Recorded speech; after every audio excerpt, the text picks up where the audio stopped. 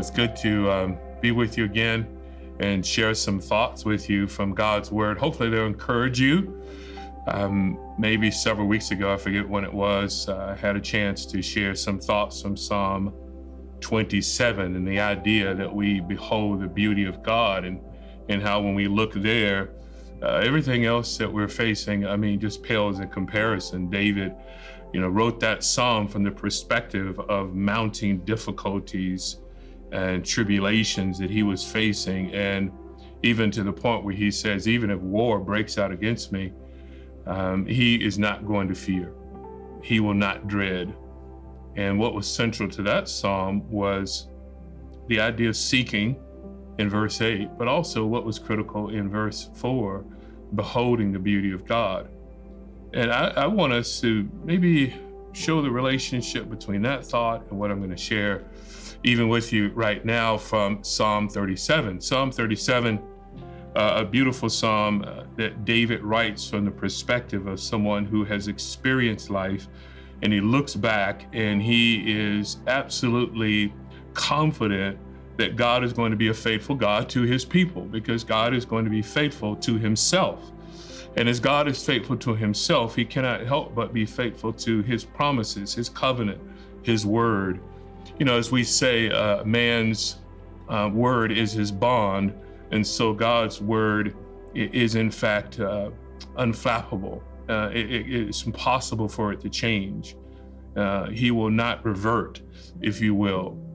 David writes in Psalm 37, verse 25, he says, I have been young, and now I am old, yet I have not seen the righteous forsaken or his descendants begging bread. So he looks back and says, here's my perspective as an older man now. God is an absolutely faithful God, and he is trustworthy.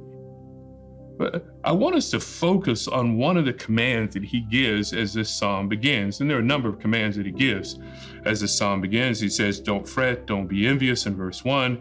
He says, trust in verse 3, dwell, cultivate faithfulness, delight in the Lord, commit, trust. Verse 7, he says, rest. Then he says, don't fret. And then he says, cease from anger, and then do not fret. All of these commands come at the people of God, rapid fire, if you will. And if they would follow them, that would be the key to a fearless life. And when we are faced with difficulty, there will be obviously the tendency to maybe be anxious, to even fear. But David is assuring the people of God that this covenant-keeping God is worthy of our affection and our trust. But let's focus just in verse 4 and one thought, just one of these commands I want us to consider. And we can consider even this time of devotion, how can we be delighting during difficulty? And verse 4, delight yourself in the Lord, and he will give you the desires of your heart. Let's pause for a moment and think about that. How this idea of delighting is really central to everything else that's happening in one sense. Because if we will delight in God, we will surely trust him, we will do good, we will commit, we will rest, we'll cease some anger, because God is the priority of our life. Delight, it's a rich word.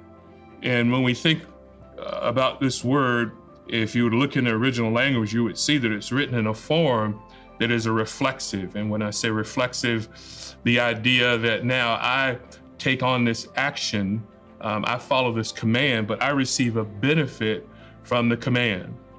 So I delight and I receive delight. I delight and I receive satisfaction.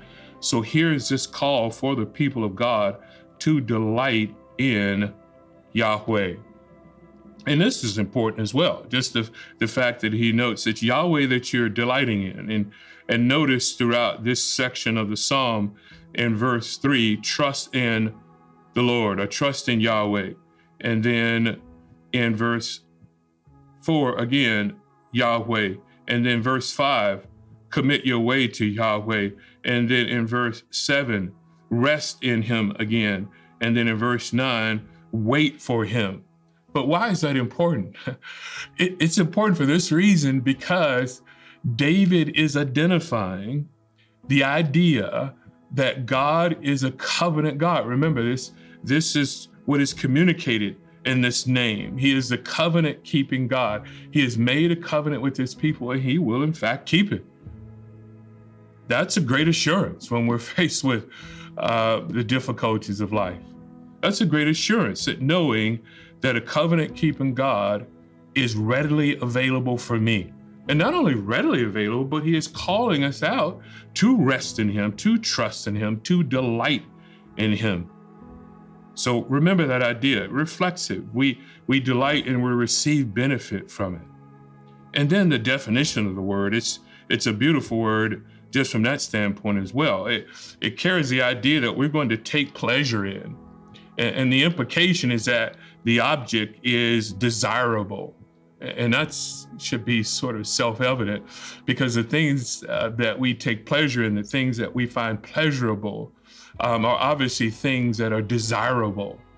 No one has pleasure in something that's undesirable.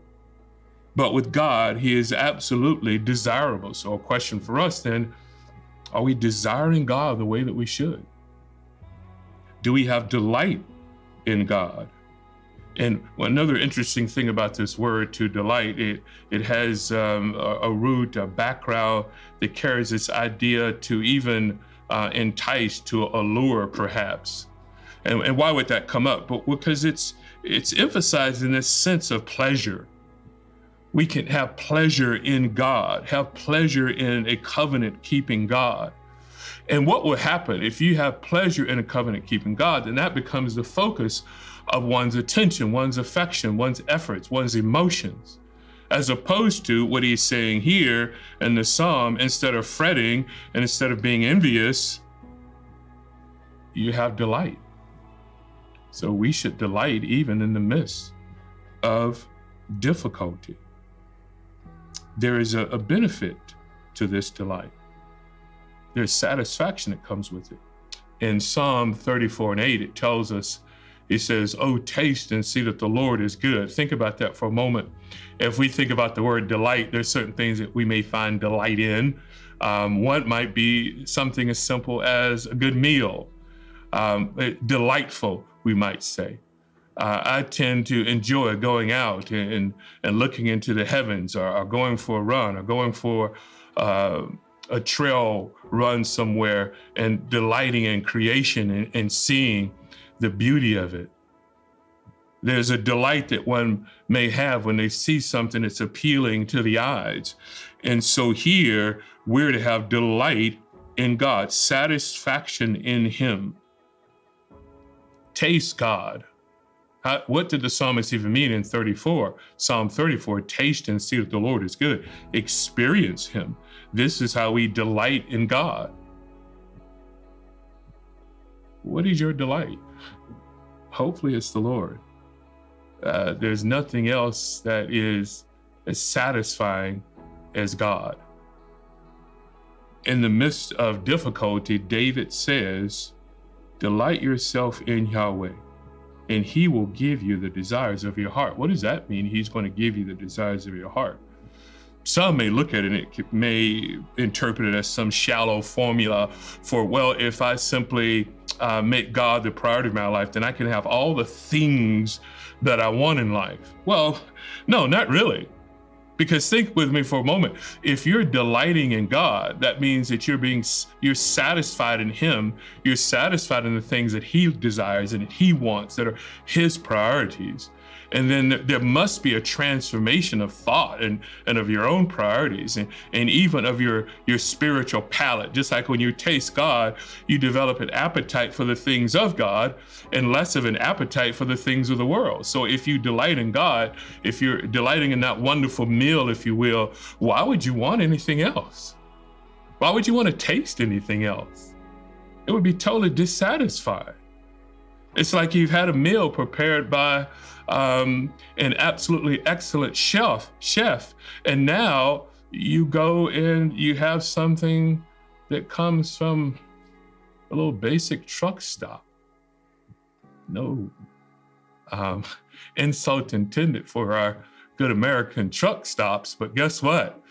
No, I don't really delight in that. I just go because it's a necessity. I have to stop and eat that meal. I've been to some places where, wow, that was delightful. God is delightful. Take time to delight in him. Now, I'm going to come back in a bit and share with you maybe some ways in which you can delight in him. But think about that on your own. Even take a moment and say, how can I delight in God during difficulty? Why is God so satisfied? Take that into heart. The Lord be with you.